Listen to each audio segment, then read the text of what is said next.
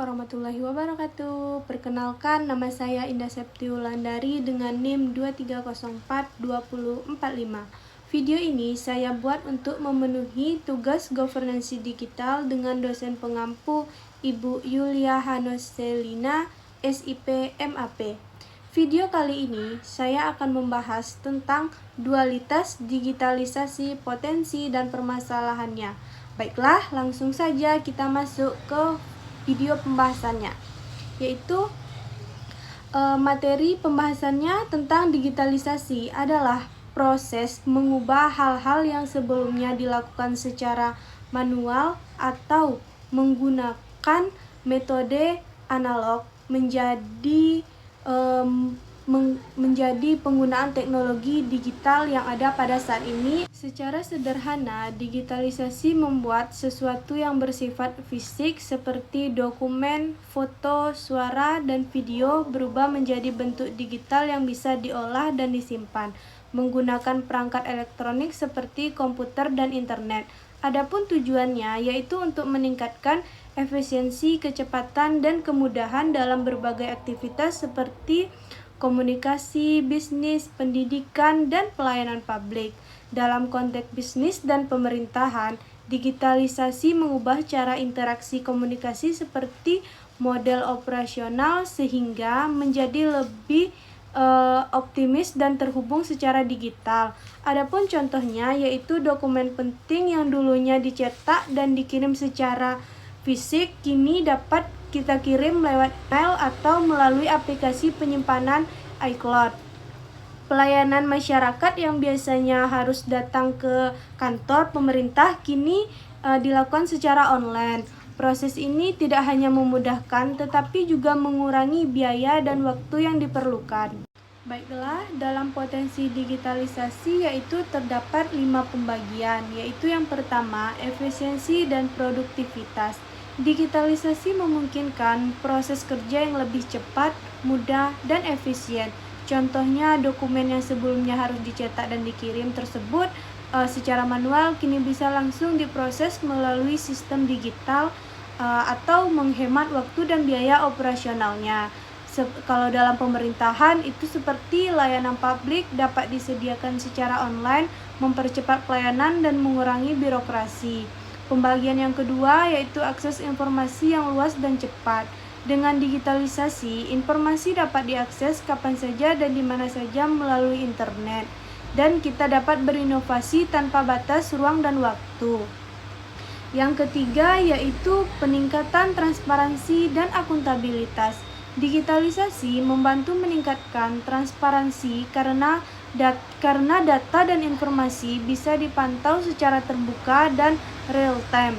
Pemerintah dan organisasi bisa lebih mudah bertanggung jawab melalui sistem digital yang memudahkan pengawasan publik serta mengurangi praktik korupsi. Yang keempat yaitu memberdayakan masyarakat dan partisipasi publik. Teknologi digital membuka ruang partisipasi yang lebih luas bagi masyarakat untuk serta dalam proses pengambilan keputusan seperti platform media sosial, aplikasi e-patrication, dan e-voting. Itu mendukung demokrasi digital dan penguatan suara publik dalam tata kelola pemerintahan dan sosial.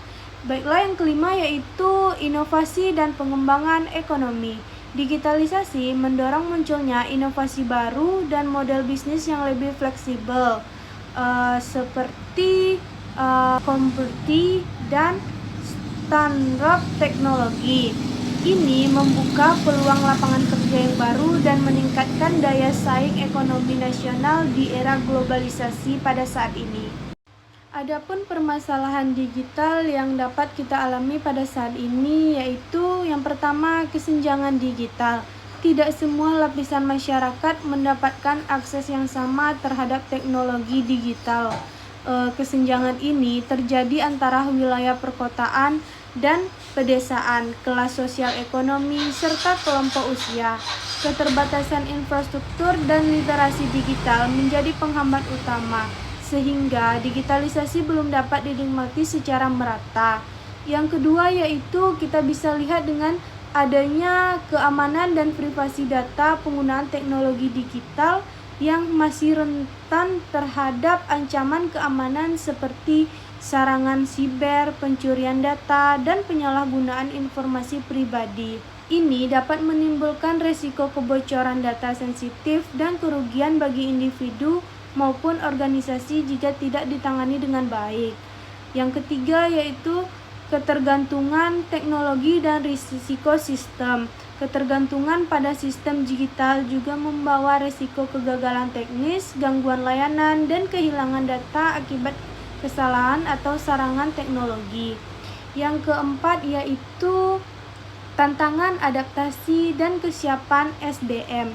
Tidak semua individu atau organisasi siap menghadapi perubahan digital secara cepat. Keterbatasan kemampuan digital, kurangnya pelatihan, dan resistensi terhadap teknologi baru sering menjadi hambatan dalam proses digitalisasi pada saat ini. Baiklah, dapat kita simpulkan yaitu digitalisasi adalah sebuah proses penting yang mengubah cara hidup, bekerja, dan berinteraksi di era modern ini.